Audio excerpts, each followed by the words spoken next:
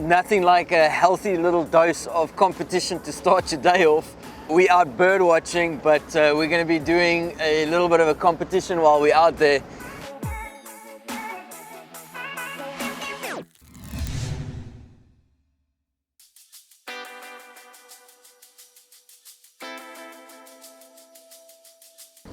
Good morning everyone, welcome back to another episode of Shamwari TV. My name is Andrew, Jean and Jan with us this morning, and nothing like a healthy little dose of competition to start your day off.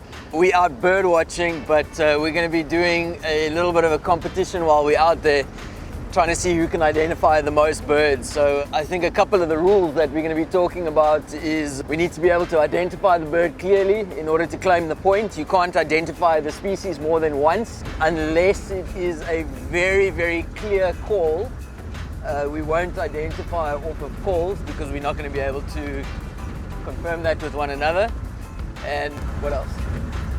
Sounds about right. Sounds about right, eh? So if you call it, does that mean either myself or John need to see it as well to identify it, or? But at least make sure he's not flying. Yeah, unless I see it, then no one else needs to. Can't call the gyps and geese when it's a guinea fowl, you know. No, but that's something that you would do. So we need Negative, to. my We'll dear double friend, check you, and then I'm squared in fight. All right. So a number of the guides here have some specialist qualifications. One of those specialist qualifications is in birding. It is a good way to keep your skills up, your bush skills up, your knowledge up, and these regular sessions of going out, testing one another, and a bit of peer review is always fun. And of course, there has to be a winner. Okay. You just say when we start. So wait now. Look, he's looking for a You bit. just Okay. ready for the right moment. Are you ready? Ready. On three. 1, 2, Cape Turtle down. I got that one. No, negative. Sword as well. Scarlet chested sunbird. That's a great double collar. No, it's black. That's a It's great. completely black. Right, now we're not going anywhere until we confirm this. It's completely black. There he is. We've got a familiar chat up There he goes. There's Jean. There we Beautiful amethyst. go. Amethyst There you go. sunbird. Oh, Delightful one. Cape wagtail. I don't think there was a one. There was a wagtail, believe me. There's the Nidiki. Near a tin spot batters. collared sunbird. There's a collared sunbird there. There's a spotted flycatcher up there. Sitting in the sun. Have you Yes, seen spotted? okay, fine. Spotted There you go, flycatcher, I'll give you that one. flycatcher. Yeah, I saw the spotted flycatcher. Nice. Nediki. We've pulled that one already. Potted So that's mine as well because pygmy. you called it again. You guys call the bar throated apellis? Is a bar throated apellis? We don't believe you, yeah? No, whatever. I can see you teaming up here already, so that's fine. I'll be on my all by myself.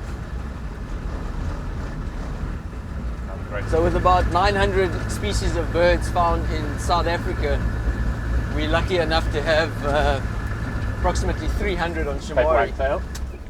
It's been called in already. Yeah, but yours wasn't confirmed. I mean, it wasn't confirmed. I saw it clearly. You guys are looking at some batters here in the trees.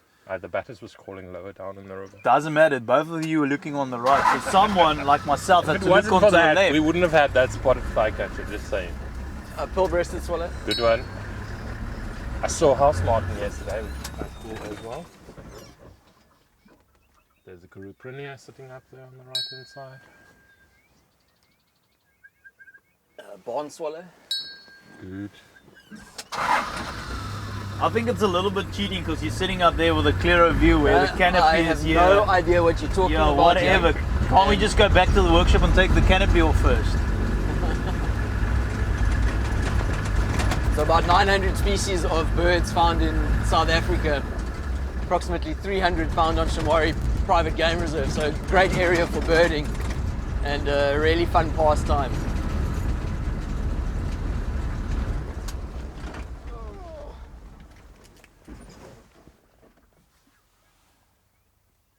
Some Cape Cape crows. crows. Ah,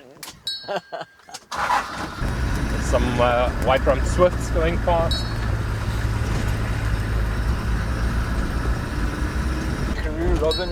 Fork-tailed drongo. Amber falcon, speckled mousebirds, Yeah. No. southern bobo. Chagra. Chagra, southern chagra here. Chagra, yeah. 2 of them. Nice. Some more of those Cape crows calling in the background. Still believe you. Alright. It sounds a bit different to a raven. That's why it's also very important to know your bird call. They quite often will alert you a lot quicker to the presence of the bird, and Especially in the Eastern Cape, because the bush is so dense in some Yeah. areas that you Definitely. very often. there's a red-throated wryneck calling, and then it's Somber, quiet. somber greenbill sitting on top of that combretum over there. There's something else small there. Fiscal flycatcher. It's come just above Yeah, the grass nice. over there. There's the Wryneck wryneck calling. Wryneck calling. All 3 of us agree on that. Yep.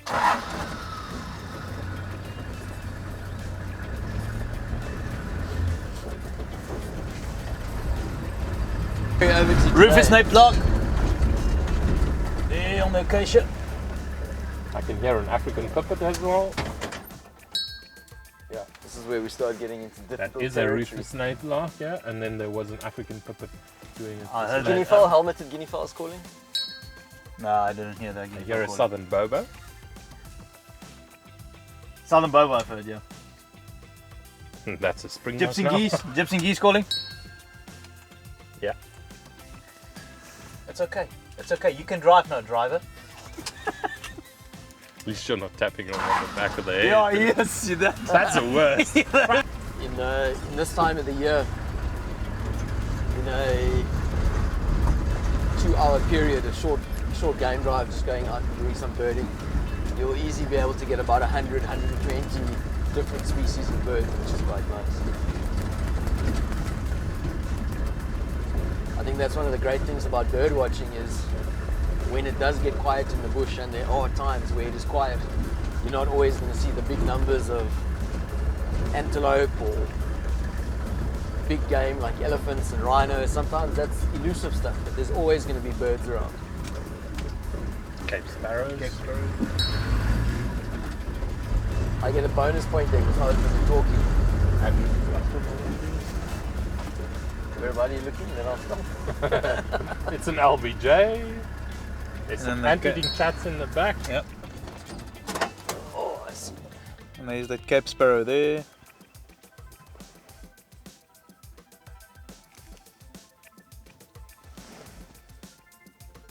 It's left there. Oh, grey-headed sparrow. Nice. Where is that? This in the red grass here with Yeah. very white flashing chest. Yeah.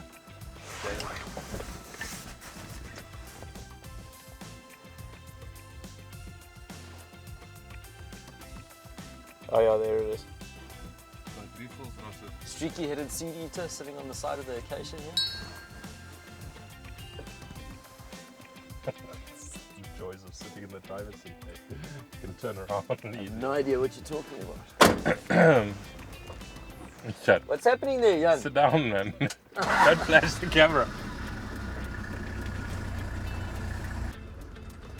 So we've got a few hundred meters before we start changing our eco zone, moving more from open grassland, more to riverine bush and some valley thicket.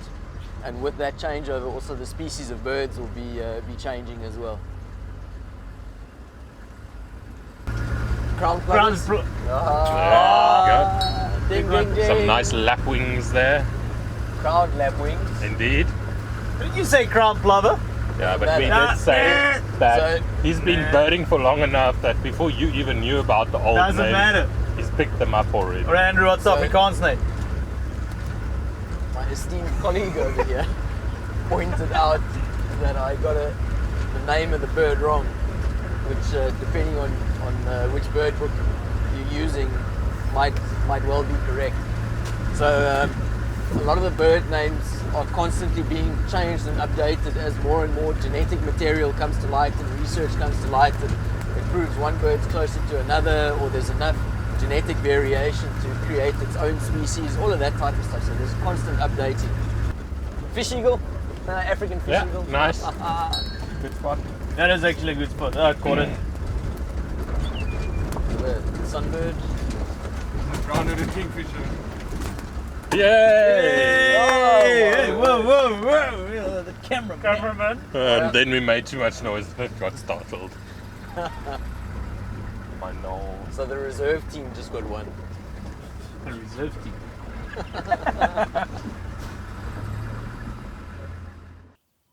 There's a red-eyed dove calling. Oh, I was going to call that. Sorry. No, I'll give you that one. Don't mind me, gentlemen. I'm here as well, eh? You confirmed that. I'm actually Unless that keeping was score bad. here, so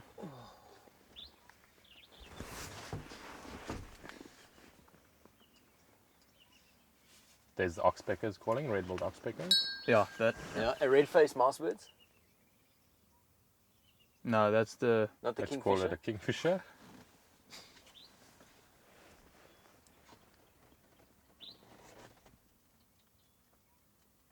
Green woodhoop who's calling. Yeah, yes, that. yeah.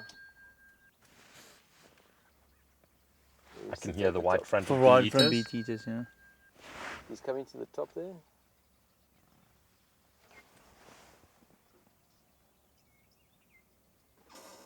What you got there? Cape Robin chat there. Nice. Yeah, there he goes. There he goes. Good. So identifying birds quickly in flight and using small characteristics, things that you'll be looking out for is general shape, size and impression. And trying to group birds into families. What does it characteristically look like? And by doing that, you're able to try and get to a group as quickly as possible, and then by looking at habitat, time of the year, all of that type of stuff to help you identify down to a species.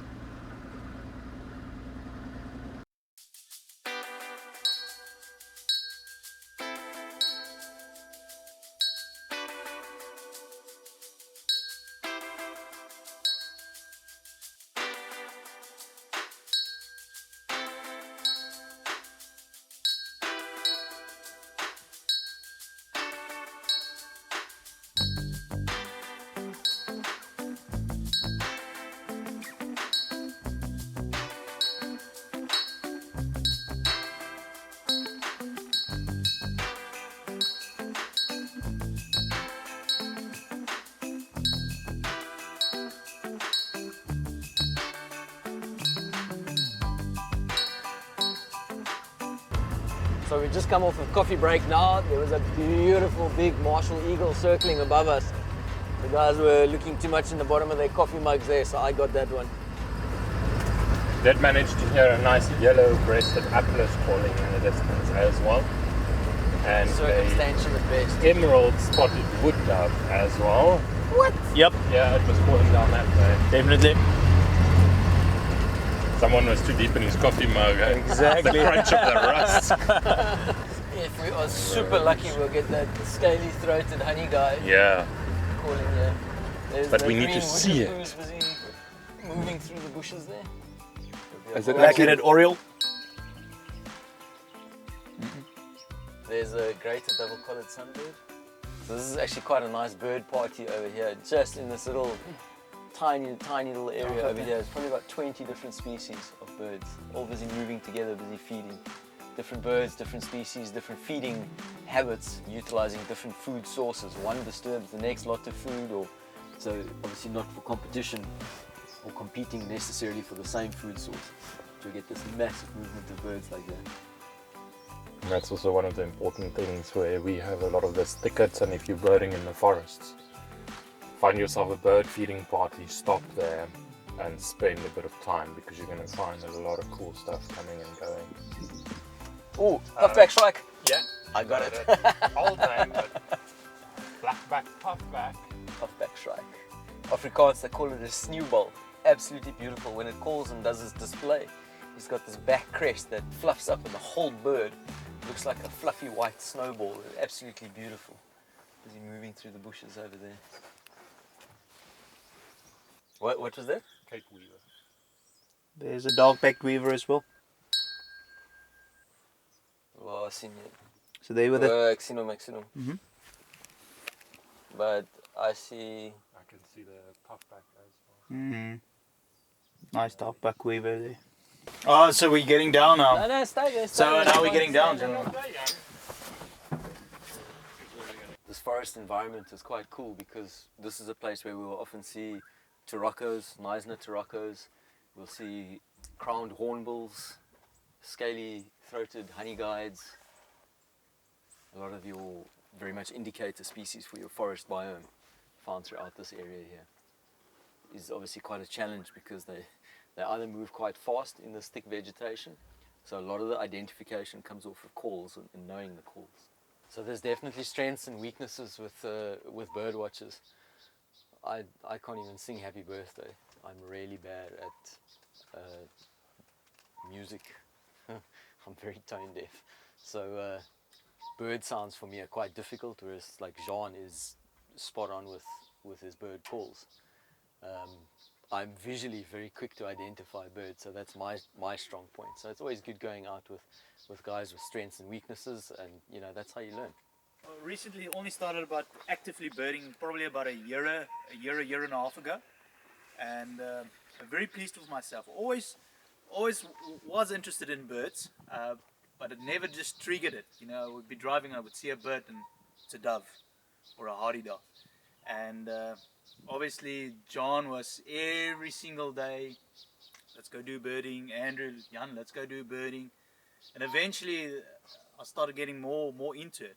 Started to tick off, as they say, your year list and your, as they call it, the lifer list. And the number is climbing slowly but surely. So it's phenomenal to go out with two bird experts in the field and just learn from them. See how they are identifying the birds, pointing it out, look for flight patterns, look for different colorations between males and females. What is your life list standing on now at the moment? My life list is standing on 335 birds being ticked off so far, and the year list almost on 200. It is 230 at the moment for the year. And most of that is from the Eastern Cape. So as soon as you travel anywhere out of Eastern Cape into Bushveld, or that number is going to spike very quickly. Going to spike up, absolutely. Yeah, but I think your life list is what, on 659. 59. It's incredible. Correct track. It's a sawing. Black sawing. Nice. Ooh, I was watching him over the top over there, but I couldn't. That's half then. Half. I'll take it. Which is also a nice one. You tend to find them more in the forested areas and along the river lines. Really. All right, so we head off into another area. It's starting to warm up now. Birds are starting to change patterns a little bit.